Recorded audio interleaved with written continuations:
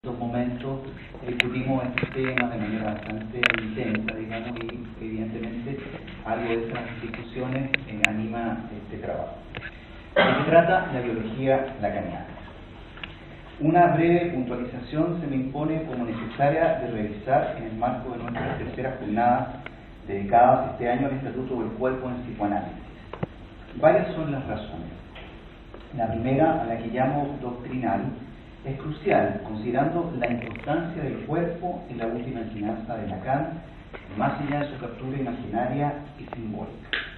La llamada por el mismo Lacan orientación de lo real forcluye el sentido, nos va a decir en el seminario El síntoma. Y esta orientación por lo real ha puesto el énfasis en el goce más que en el deseo, produciendo importantes modificaciones teórico-clínicas, entre las que se destaca la pérdida del protagonismo conceptual de la noción de sujeto e individuo, que cede progresivamente su lugar al parlete, al hablante ser, el más allá del Edipo y finalmente, en algún nivel, el más allá de Freud. Todos estos nuevos aspectos son desplazamientos novedosos, donde la relación cuerpo-palabra o cuerpo-significante se va transformando para dar lugar a una nueva formulación del síntoma que se cristaliza cuando se lo define como un acontecimiento de cuerpo. Expresión tan central como enigmática que Lacan enuncia solo una vez, en 1975, en el contexto de su trabajo con los textos de Joyce, en que hoy estudiamos algunos de sus alcances. La segunda razón se relaciona con el movimiento actual del campo freudiano, que invita a través de sus diversas actividades a nuestra comunidad a revisar lo que ocurre con los cuerpos en nuestra época. Evidentemente, y acá voy a tomar algo que alguien dijo, siempre han pasado cosas con los cuerpos, pero ¿qué podría ser algo distinto en nuestra época? Probablemente se destaca la promoción del objeto mirada. Algunos lo han llamado ese ojo absoluto, que afecta y dirige cada vez más nuestra subjetividad. La mirada de los otros, ese panóptico impersonal, atrapa a los sujetos con sus cuerpos en un espectáculo permanente. Cuerpos que se exponen, que se marcan, que se transvisten, que se hipertrofian, que se consumen, que se infectan, siempre bajo la mirada o bajo una cámara, cambiando progresivamente las formas de subjetivación y dominación dentro de un orden simbólico que también se transforma. Nuestra época también ha sido caracterizada por la caída de ciertos ideales fuertes que aspiraban otras generaciones, debido a la promoción mediante el discurso capitalista del llamado individualismo de masa, en donde la ciencia y la biología parecen ser los discursos hegemónicos por donde los cuerpos son tocados, ya sea por los fármacos, la cirugía, la tecnología. En dicho marco de actualidad, ¿qué nos dice el psicoanálisis? Especialmente cuando elucida y teoriza las condiciones de nuestra práctica. En dicho movimiento me interesa destacar algunas reflexiones que al respecto encuentro en la lectura que Millet realiza a los desarrollos de Lacan, especialmente cuando explora los alcances de esta nueva definición de síntoma como acontecimiento del cuerpo en el marco de lo que él denomina una biología lacaniana. Hacia una biología lacaniana. La biología es el estudio de la vida y sus procesos a través de la ciencia. Una biología lacaniana conserva algo de estos objetos, junto con revisar algunos conceptos del mismo psicoanálisis, pero que bajo las categorías lacanianas adquieren nuevos sentidos. No es la ciencia en este caso, sino la experiencia del psicoanálisis, aquella que a través de sus teorías de hipótesis trabaja con conceptos como vida, muerte, cuerpo, organismo, libido, pulsión, para ser reapropiado por el psicoanálisis al momento de invocar o redefinir lo específico de nuestro actuar con el sufrimiento y de intentar con el lenguaje curar lo que el mismo lenguaje enfermó de manera paradojal. De este modo, la biología lacaniana, como señala Millet, es más bien una biología recreativa, que sirve como contrapunto a la biología freudiana, que estuvo siempre como un horizonte en algunos momentos cruciales de la elaboración metapsicológica. Sin embargo, tal como lo precisa Millet, Lacan consideraba que la biología freudiana era más bien una energética y buscará diferenciarse de ella. Si para Freud era innegable la existencia de un cuerpo material o un soma que afectaba a la psique a través de las pulsiones, estableciendo un dualismo psique-soma un tanto enigmático, una relación compleja entre opuestos solidarios, Lacan partirá de otro lugar, al incluir como innegable la incidencia del lenguaje. Y pasaremos del dualismo a la tríada imaginario simbólico real, como dimensiones fundamentales de la experiencia. Lacan nos propone un modo de abordaje al cuerpo no dicotómico. No se trata de dos sustancias, una psíquica y otra corporal. Por el contrario, se trata de una nueva topología del espacio que subvierte la habitual concepción bidimensional dualista. Y así se obtiene un abordaje al cuerpo bajo la estructura nodal, nudos y espacios nuevos entre los nudos. De hecho, la posición de Freud, si bien no supone la unificación entre lo psíquico y lo somático, fue objeto de equívocos entre algunos de sus discípulos. Cabe nombrar, por ejemplo, los desarrollos de Grode, a quien le debemos el término ello, que aspiraba a una medicina psicosomática. Por su parte, Freud se opuso a tal concepción en la medida en que, bajo la suposición de una enfermedad única, ni puramente psíquica ni exclusivamente somática, se pretendía una unificación entre ambos dominios con permanente circulación de influencias entre lo corporal y lo anímico sin advertir discontinuidad. Se postulaba una totalidad donde la psique y el soma se complementan a través de un inconsciente, el inconsciente de un individuo, nada más contrario a lo propuesto por el psicoanálisis. Para Lacan, el significante preexiste a los organismos vivos, pero ¿qué es un organismo vivo? Esa es la primera cuestión a problematizar para una biología lacaniana. Al respecto, Lacan, en el seminario 20, el seminario aún, sorprende con la siguiente observación, comillas: no sabemos qué es un ser vivo a no ser por esto. Un cuerpo es algo que se goza. Más adelante, en el seminario de RCI, dirá: no vale suyo de un cuerpo que un cuerpo esté vivo. Y esa es la opción y la novedad que tomará el psicoanálisis: estudiar la vida, pero a través del goce, y más precisamente de un cuerpo que goza. Pero ese cuerpo que Lacan invoca en 1973 en el seminario 1, Territorio de un goce, no es el cuerpo especular del Estadio del Espejo del año 49, ni tampoco el cuerpo agujereado por zonas erógenas, cuerpo topológico donde se sitúa ese objeto pulsional que a partir de un agujero y un borde pierde el objeto A, recuperado en parte solo en el fantasma, y que depende evidentemente de un modo de inscripción de la castración. El cuerpo que goza no es especular ni necesariamente por el lado de la zona erótica.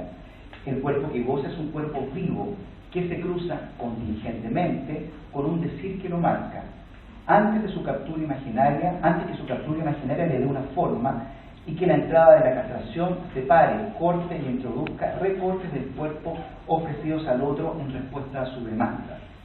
Estamos en esas marcas respecto de un decir que hablan en ese cuerpo porque produjeron un acontecimiento. Por ello, el acento está puesto en su materialidad, no en su contenido. Son marcas sin sentido, pero marcas a fin de cuentas que operan sobre el cuerpo viviente. Pero, ¿cómo hablan? ¿Cuándo hablan? ¿A quién?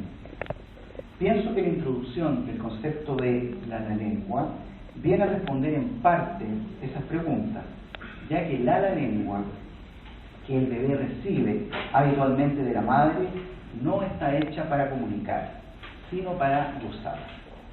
Este es su fenómeno esencial, y tal como lo define Lacan en el seminario 20, finalmente la lengua designa el asunto de cada quien. Entonces ese goce no le hable a nadie, marca de un real que escapa a la verdad. ¿Cómo se afecta el significante? ¿Cómo afecta, el significante al viviente para devenir cuerpo de goce? Es claro que somos organismos dotados de características que están fijadas por nuestra especie.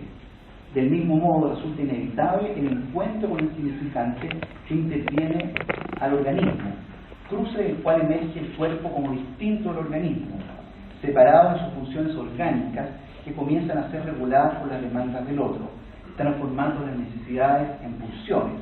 Es por ello que para Freud la pulsión es un esfuerzo inherente al parletre y no viene, como en Freud, del viviente. El cuerpo, efecto del significante, queda entonces como algo que no se tiene y que será necesario un tiempo para identificarse con él hasta llegar a tener un cuerpo. Sin embargo, ello ocurre en un principio solo visualmente, anticipado como unidad especular debido a la potencia que brinda la ilusión de totalidad por sobre la fragmentación, bajo la presencia de la imagen del otro. Lo que demuestra el estadio del espejo es que la unidad corporal que fascina al pequeño enfant, al pequeño bebé, no proviene de las sensaciones orgánicas, sino que viene de la imagen del otro, o de la imagen que es encontrada en el espejo, imagen que lo captura y fascina.